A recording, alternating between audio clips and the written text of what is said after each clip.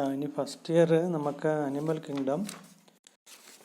Kingdom ഒരുപാട് questions ഉണ്ടാകുന്നുണ്ട്. വളരെ ഇമ്പോർട്ടൻ്റ് ആണ്. അതിൻ്റെ ഫോക്കസ് ഏരിയ വെച്ച് നമുക്ക് നോക്കാം. ഇപ്പം നമ്മൾ ക്വസ്റ്റ്യൻസ് വർക്കൗട്ട് ചെയ്യുകയാണെങ്കിൽ അനിമൽ കിങ്ഡത്തിൽ നിന്ന് എല്ലാ പ്രാവശ്യവും ഒരുപാട് ക്വസ്റ്റ്യൻസ് ഉണ്ടാകാറുണ്ട്. ഇത് തന്നെ in cockroach spiracles are present in, അത് ഇമ്പോർട്ടൻ്റ് ആണ്. അതേപോലെ അത് കോക്രോച്ച് അല്ലാത്ത പാഠത്തിൽ നിന്നും ഉണ്ടാകുന്നുണ്ട്. ഇത് phylum, common examples, unique features, ഇത് വളരെ ഇമ്പോർട്ടൻ്റ് ആണ്. ഇപ്പോൾ ഫിഷസ്, മാമൽസ്, ആർത്രോപോഡ, അപ്പോൾ അതിൻ്റെ എക്സാമ്പിൾ, യൂണിക് ഫീച്ചേഴ്സ്, ഇത് സ്ഥിരം ചോദ്യമാണ്.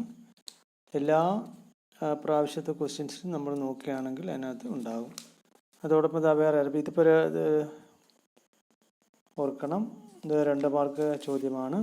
അതോടൊപ്പം തന്നെ എന്നാൽ ഇതൊരു മാർക്കിനുള്ളതാണ്. വീണ്ടും ചോദ്യമുണ്ട്, ഓർക്കുക. ഇതിനകത്ത് ഇത് 3 മാർക്ക് ഓർക്കണം. 1 മാർക്ക് 2 മാർക്ക്, ഇത് 3 മാർക്ക് ചോദ്യമാണ്. അതേപോലെ ഇതിനകത്തുണ്ട് among the different phyla of dash have coelom.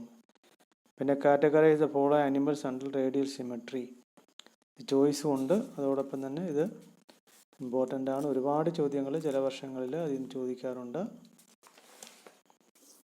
ഓർക്കുക. ഇത് 2017 ഇനി 2018 എടുക്കുകയാണെങ്കിൽ നമുക്ക് ഒരുപാട് ക്വസ്റ്റ്യൻസ് ഉണ്ടാവും. വളരെ ഇമ്പോർട്ടൻ്റ് ചാപ്റ്ററാണ്. ഇത് ഒസ്റ്റിക് തൈസ്, കോൺട്രിക് തൈസും, ഇതും അനിമൽ കിങ്ഡത്തിൽ വരുന്നതാണ്, ഓർക്കുക.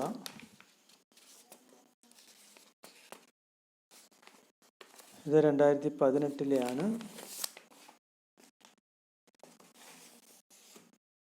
ഇനി ഇത് 2019 ഉണ്ട്. 2019 ഉണ്ടെങ്കിൽ ഇത് ഡൈജസ്റ്റീവ് സിസ്റ്റത്തിൻ്റെയാണ്. ഇതാണ് the following organs of certain animals, parapodia, flying cells, proboscis gland, comb plates. ഇത് അനിമൽ കിങ്ഡമാണ്. അപ്പോൾ എല്ലാ വർഷവും അനിമൽ കിങ്ഡത്തിൽ നിന്ന് ഒരേ ചോദ്യൻസ് ഉണ്ടാകാം. ഇനി നമുക്ക് കുറേ വർക്ക് ചെയ്തതിനു റെഫർ ചെയ്തതിനു ശേഷം പഠിക്കാവുന്നതാണ്. അപ്പോൾ അനിമൽ കിങ്ഡത്തിൽ നമ്മൾ ഫോക്കസ് പോയിൻ്റ് മാത്രമേ പഠിക്കുന്നുള്ളൂ. അതിലേറ്റവും പ്രധാനപ്പെട്ടത് സിമട്രിയാണ്. എന്താണ് ഈ സിമട്രി എന്ന് വെച്ചാൽ, നമ്മൾ പ്ലാന്റിൽ ബോട്ടണിയിൽ നമ്മൾ പറഞ്ഞായിരുന്നു 2 തരം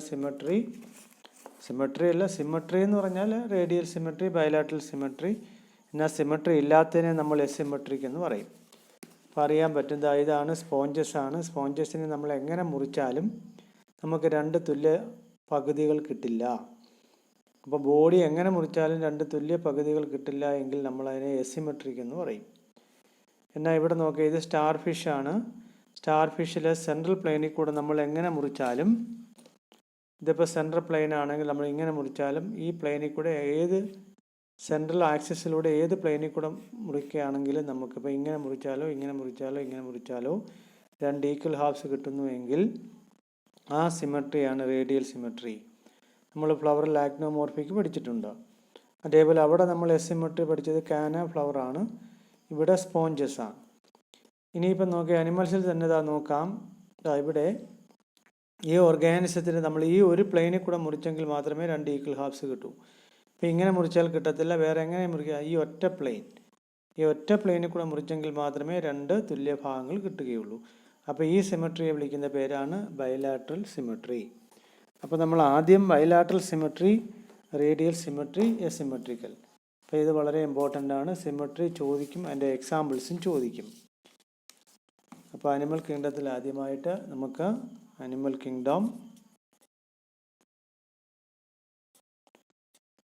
കിങ്ഡം ആദ്യം സിമട്രിയാണ്. അപ്പോൾ അതിൽ asymmetrical.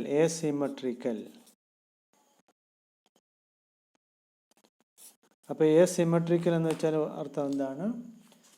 Any plane that passes through the center does not divide them into equal parts.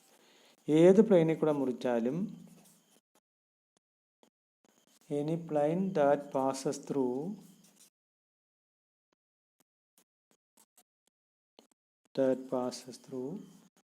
the center does not divide them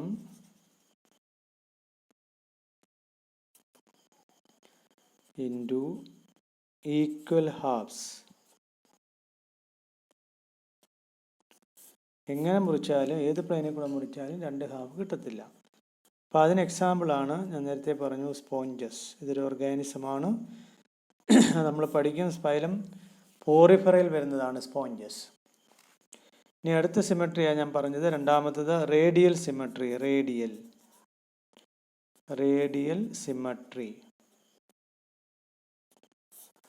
radial symmetry എന്ന് പറയുമ്പോൾ when any plane passing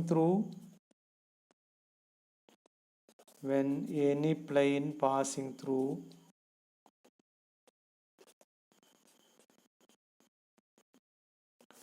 the central axis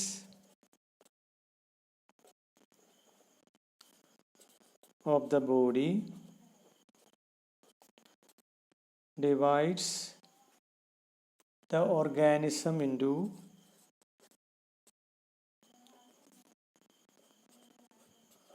two identical parts.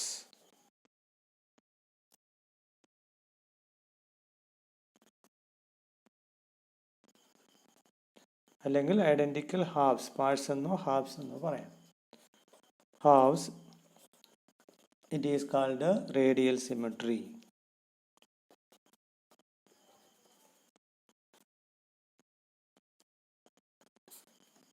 അപ്പോൾ ഇതിനെ ഓർക്കേണ്ട ഒരു കാര്യം, ഇന്നത്തെ എക്സാമ്പിളാണ് വളരെ ഇമ്പോർട്ടൻറ്റ്. അപ്പോൾ നമുക്ക് കുറേ എക്സാമ്പിൾസ് തന്നിട്ട് അത് കാറ്റഗറൈസ് ചെയ്യാൻ പറയും.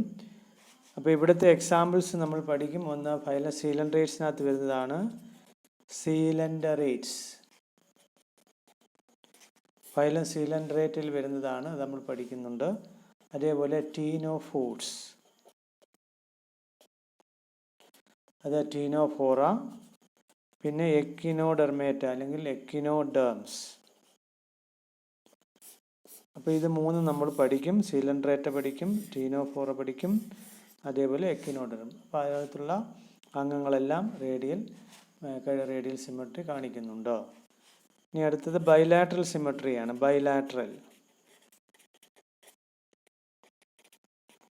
ഞാൻ പറഞ്ഞു ബൈലാറ്ററൽ സിമെട്രി ആണെങ്കിൽ ബോഡി ക്യാൻ ബി ഡിവൈഡഡ്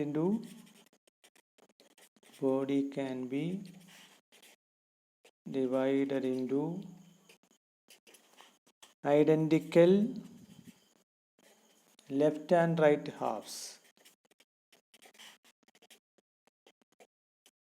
2 പകുതികൾ, ഒന്ന് റൈറ്റ് മറ്റൊന്ന് left. In only one plane. നേരത്തെ കാണിച്ചു. നമ്മളുമൊക്കെ അങ്ങനെ തന്നെ. മനുഷ്യനകത്തും ബൈലാറ്ററൽ സിമെട്രി തന്നെയാണ്. അപ്പോൾ അതിന് എക്സാമ്പിൾ നമ്മൾ പറയാം അനലിഡ്സ് അല്ലെങ്കിൽ ആർത്രോപോഡ്സ്. അതൊക്കെ നമ്മളിനി പഠിക്കുന്നുണ്ട്. ഫൈലം, അനലിഡ്സ്, ആർത്രോപോഡ്, പിന്നെ നമ്മളുമൊക്കെ അതിനകത്താണ് ഉൾപ്പെടുന്നത്.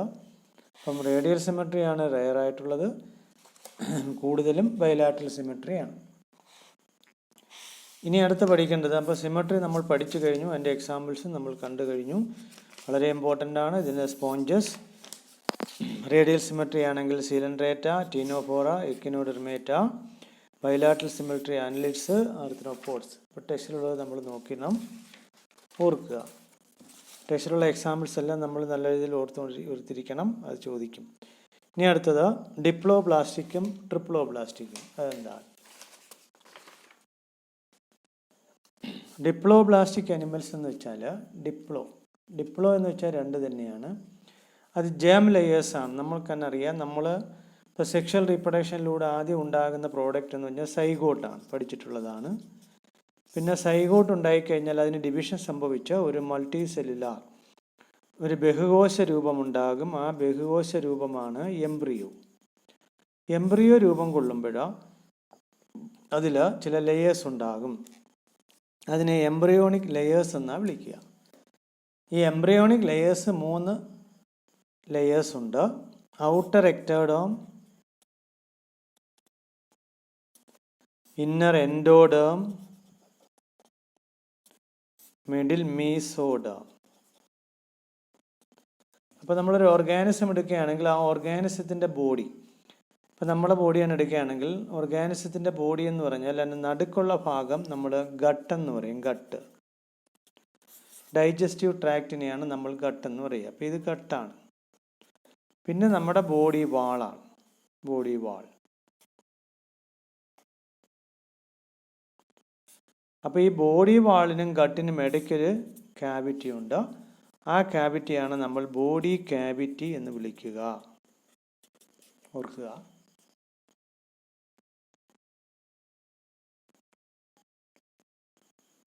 ഓർക്കണം. അത് നമ്മളിനി വേറെ പഠിക്കുന്നുണ്ട്, അത് വേറെയാണ്, അത് ഇതുമായിട്ട് ബന്ധപ്പെട്ട് ഞാൻ പറഞ്ഞതേ ഉള്ളൂ. ഇനി ഇവിടെ വരുമ്പോൾ ഈ ക്യാവിറ്റിയും ഇതെല്ലാം രൂപം കൊള്ളുന്നത് ഈ എംബ്രിയോണിക് ലെയേഴ്സിൽ നിന്നാണ്. അതാണ് എക്ടോഡേം, മീസോഡേം, എൻഡോഡേം. എന്നാൽ മിക്കവാറും ഓർഗാനിസത്തിൽ ഈ മൂന്നെണ്ണം ഉണ്ട് എങ്കിൽ നമുക്കതിനെ ട്രിപ്ലോബ്ലാസ്റ്റിക് ആനിമൽസ് എന്ന് പറയാം. Triploblastic animals. അപ്പോൾ ട്രിപ്ലോബ്ലാസ്റ്റിക് ആനിമൽസ് എന്ന് പറഞ്ഞാൽ ഈ 3 ജേം ലെയേഴ്സിനെ ജേം ലെയേഴ്സ് എന്നാണ് പറയുക. Germ layers. അപ്പോൾ ഈ 3 ജേം ലെയേഴ്സ്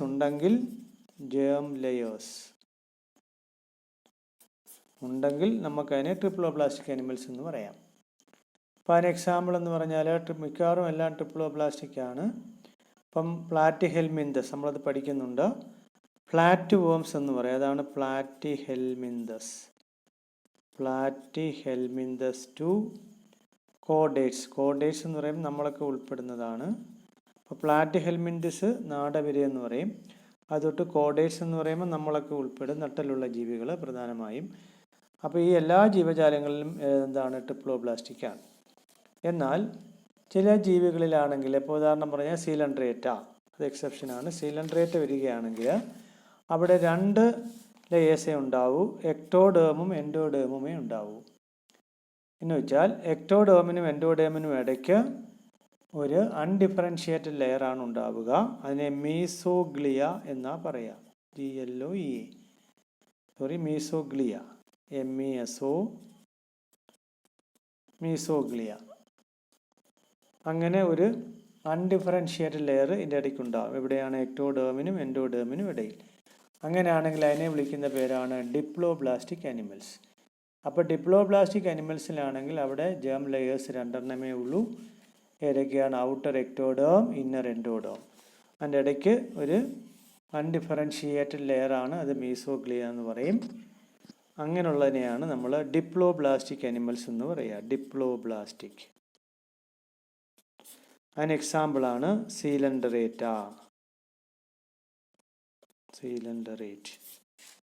ഓർക്കുക. അപ്പം ഇത് ഇമ്പോർട്ടൻ്റ് ആണ്. ഏതൊക്കെയാണ്? ട്രിപ്ലോബ്ലാസ്റ്റിക്കും ഡിപ്ലോബ്ലാസ്റ്റിക്കും. ട്രിപ്ലോബ്ലാസ്റ്റിക്കാണ് കൂടുതൽ. ഇത് പ്ലാറ്റിഹെൽമിന്തസ് തൊട്ട് കോഡേറ്റ്സ് വരുന്നുണ്ട്. സീലൻഡ്രേറ്റയിലാണ് ഡിപ്ലോബ്ലാസ്റ്റിക് എന്ന് പറയുമ്പോൾ എക്ടോഡേമും എൻഡോഡേമേ ഉള്ളൂ. അതിൻ്റെ ഇടയ്ക്ക് ഒരു അൺഡിഫറൻഷിയേറ്റഡ് ലെയറാണ് മീസോഗ്ലിയ. ഇനി ഇതേപോലെ തന്നെ നമ്മൾ ഈ ജേം ലെയേഴ്സിൽ നിന്നാണ് ഇതെല്ലാം രൂപം കൊള്ളുക. അടുത്തതും വളരെ ഇമ്പോർട്ടൻ്റ് ആണ്. ഞാൻ ഈ പറഞ്ഞ ഇത് തന്നെയാണ്. ഒരു ഓർഗാനിസത്തിൻ്റെ നടുക്കുള്ളത് ഡൈജസ്റ്റീവ് ട്രാക്റ്റ് ആണ്, അല്ലെങ്കിൽ ഗട്ടാണ്. പിന്നെ ഏറ്റവും പുറമേയുള്ള ബോഡി വാളാണ്. ആ ബോഡി വാളിനും ഗട്ടിനും ഇടയ്ക്കൊരു ക്യാവിറ്റി, അല്ലെങ്കിൽ അതിനെ ബോഡി ക്യാവിറ്റി എന്ന് പറയും. അതാണ് സീലോം. അപ്പോൾ ഇതും വളരെ ഇമ്പോർട്ടൻ്റ് ആണ്, സീലോം. അപ്പം സീലോം എന്ന് വെച്ചാൽ body cavity lined by mesoderm എന്നാണ്. Lined by mesoderm, body cavity lined by mesoderm, അതാണ് സീലോം. അത് വളരെ ഇമ്പോർട്ടൻ്റ് ആണ്, ഓർക്കുക. അപ്പോൾ എന്താണ് coelom? Body cavity, coelom. Body cavity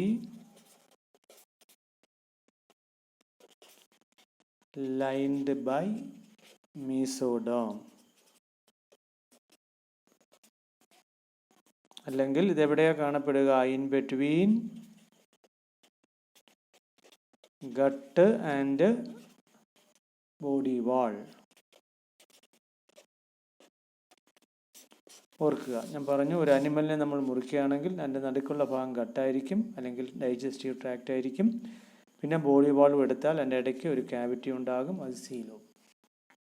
അപ്പോൾ ഇതാണ് യഥാർത്ഥ സീലോം. അപ്പോൾ ഇങ്ങനെ യഥാർത്ഥ സീലോമുള്ള അനിമൽസിനെ നമുക്ക് സീലോമേറ്റ്സ് എന്ന് പറയാം. അപ്പോൾ സീലോമിൻ്റെ ആബ്സെൻസ് അല്ലെങ്കിൽ പ്രസൻസിനെ ആസ്പദമാക്കി അനിമൽസിനെ നമുക്ക് മൂന്നായി തരംതിരിക്കാം. അതിലൊന്നാണ് സീലോമേറ്റ്സ്, COELOMATES. അപ്പോൾ ട്രൂ സീലോം ഉള്ള ഓർഗാനിസത്തെയാണ് നമ്മൾ എന്ത് വിളിക്കുക?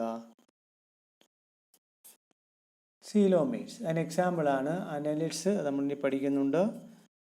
അനലിഡ്സ് മണ്ണിരയൊക്കെ ഉൾപ്പെടുന്നതാണ്. അനലിഡ്സ്, മൊളസ്ക് പഠിക്കും. പിന്നെ ആർത്രോപോഡ്സ് പഠിക്കും. എക്കിനോഡെർമേറ്റ് എന്നാണ്, അല്ലെങ്കിൽ എക്കിനോഡേംസ്. പിന്നെ ഹെമികോഡേറ്റ, പിന്നെ കോഡേറ്റ അല്ലെങ്കിൽ കോഡേറ്റ്സ്. ഇതൊക്കെ നമ്മൾ ഉൾപ്പെടുന്നതാണ് കോഡേറ്റ്സ്. അപ്പോൾ ഇതെല്ലാം കൂടുതലും എന്ത് തന്നെയാണ്? ട്രൂ സീലോം ഉള്ളതാണ്, സീലോമേറ്റാണ്. എന്നാൽ ഇനി ഓർക്കുക, body cavity lined by mesoderm.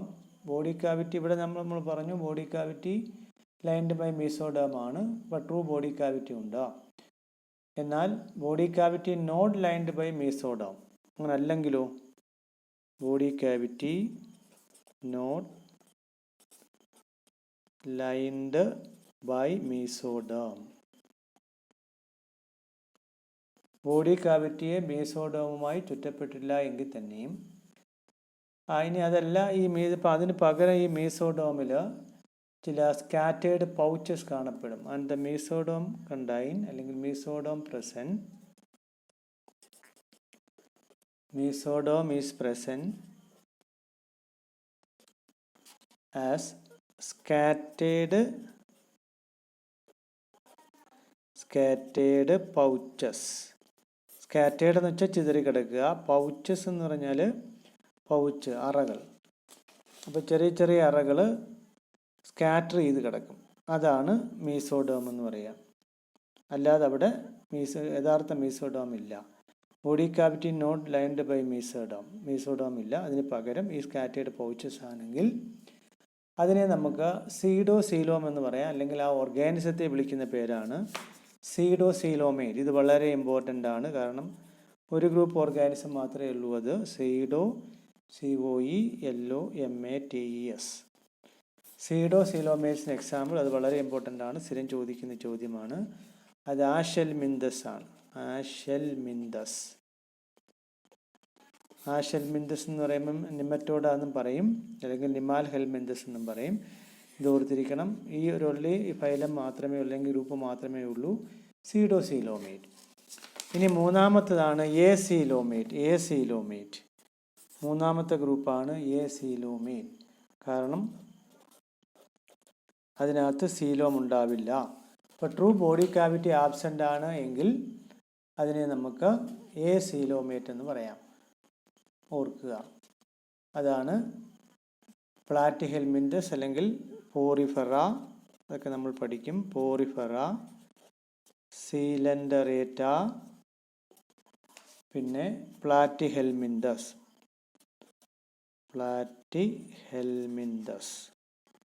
ഓർക്കണം. അപ്പോൾ പോറിഫെറ, സീലൻഡറേറ്റ, പ്ലാറ്റിഹെൽമി, ഈ മൂന്ന് വിഭാഗത്തിലും സീലോം ആബ്സെൻ്റ് ആണ്. അതുകൊണ്ട് അതിനെ എസീലോമേറ്റ് എന്ന് പറയും. അപ്പോൾ ഓർക്കണം, സീലോം എന്ന് വെച്ചാൽ ട്രൂ സീലോം ഉള്ളതാണ്. അപ്പോൾ സീലോം നമ്മൾ പറയുകയുണ്ടായി. ഇത് ചോദിക്കുന്നതാണ് body cavity lined by mesoderm in between gut and body wall. അതാണ് സീലോം.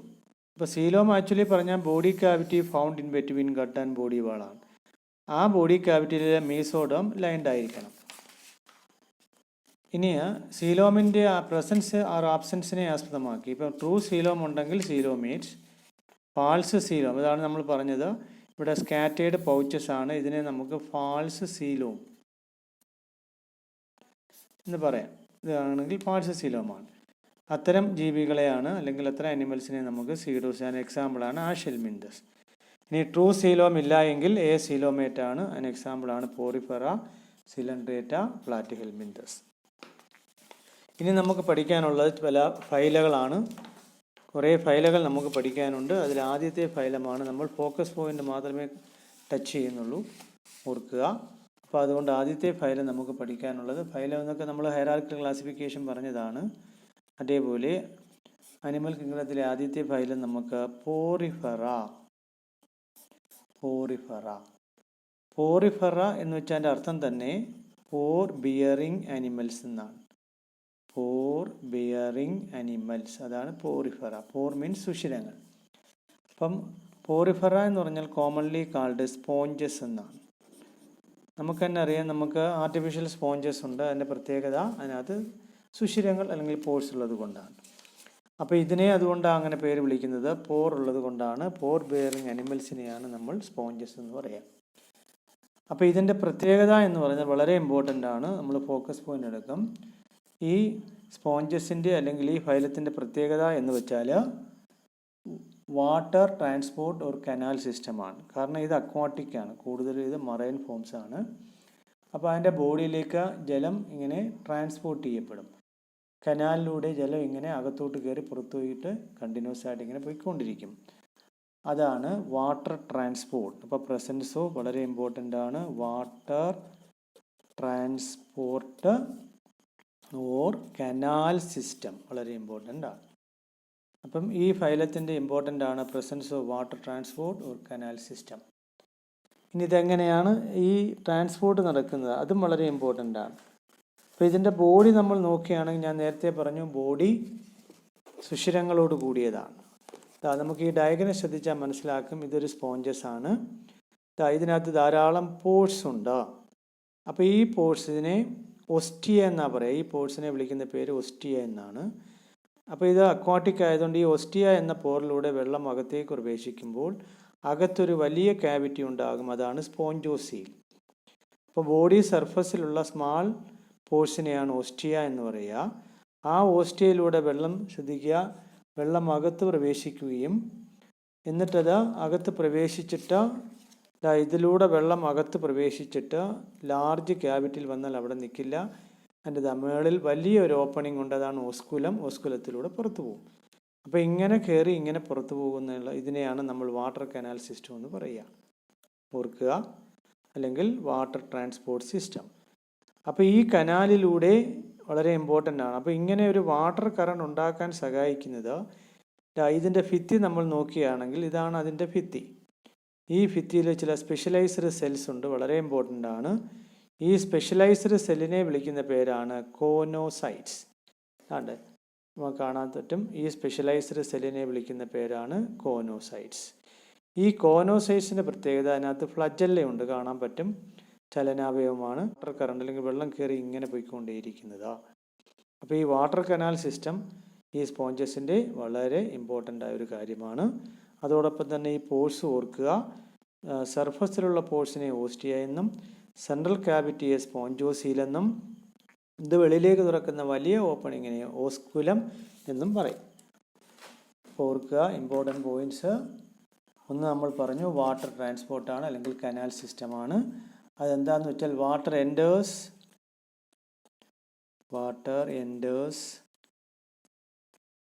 ത്രൂ മൈന്യൂട്ട് പോർസ്, ചെറിയ സുഷിരങ്ങൾ. ആദ്യം കിടന്നത് ചെറിയ സുഷിരങ്ങളാണ്. ആ മൈന്യൂട്ട് പോർസിനെ പറയുന്ന പേരാണ് ഓസ്റ്റിയ. ആ മൈന്യൂട്ട് പോർസ് ആണ് ഓസ്റ്റിയ. അങ്ങനെ പ്രവേശിച്ചു കഴിഞ്ഞാൽ എങ്ങോട്ടാണ് പ്രവേശിക്കുക? ഇൻ ദ ബോഡി വാൾ, ബോഡിക്കുള്ളിലേക്ക് പ്രവേശിക്കും. ഇൻ ദ ബോഡി വാൾ. എന്നിട്ടത് എങ്ങോട്ടാണ് പോവുക? ഇൻറ്റു എ സെൻട്രൽ ക്യാവിറ്റിയിലേക്ക് പോകും. ആ സെൻട്രൽ ക്യാവിറ്റിയുടെ പേരാണ് സ്പോഞ്ചോസീൽ. ഓർക്കുക, സ്പോഞ്ചോസീൽ. ഇതെല്ലാം ഇമ്പോർട്ടൻ്റ് ആണ്. ഓസ്റ്റിയ, പിന്നെന്താണ് സ്പോഞ്ചോസീൽ. ഇനി ആ സ്പോഞ്ചോസീൽ വന്നു കഴിഞ്ഞാൽ പിന്നെ എന്ത് ചെയ്യുക? അത് എങ്ങോട്ടാണ് വെളിയിലേക്ക് പോവുക? നമ്മൾ പറഞ്ഞു from where it goes out, ഇത് പുറത്തേക്ക് പോകും.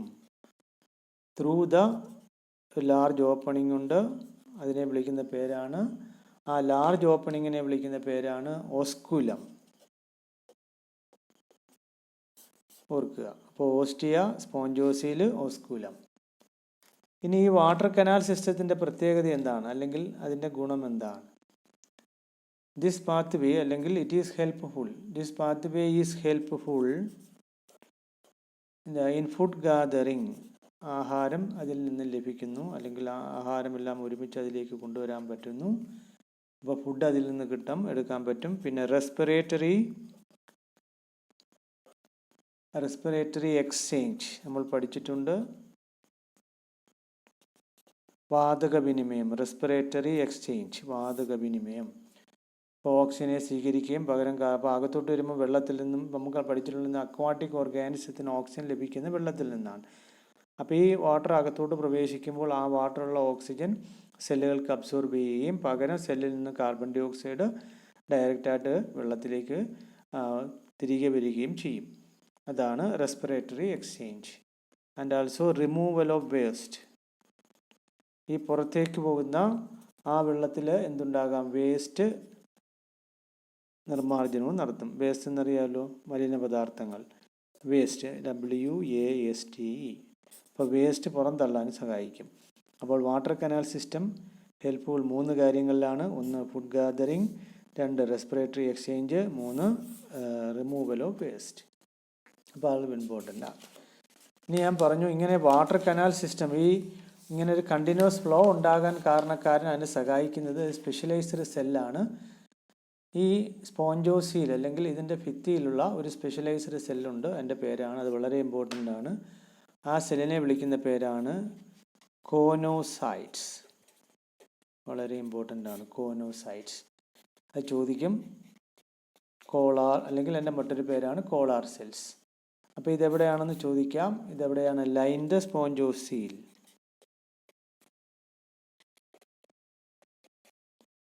സ്പോഞ്ചോസീലിനെ ലൈൻ അല്ലെങ്കിൽ കവർ ചെയ്തിരിക്കുന്ന അത് ഏത് സെല്ലാണ്? കോളോർ സെല്ലാണ്. സ്പോഞ്ചോസീലിനെയും അതിൻ്റെ കനാലിനെയും ഞാനത് കാണിച്ചിട്ടുണ്ട്. ഇനി ഇതിൻ്റെ പ്രത്യേകത എന്താണ്? ഈ കോനോസൈറ്റിൻ്റെ പ്രത്യേകതയാണ് ദേ ക്രിയേറ്റ് വാട്ടർ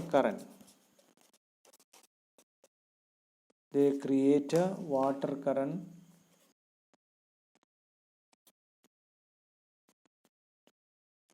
എങ്ങനെയാണത്? By the movement of there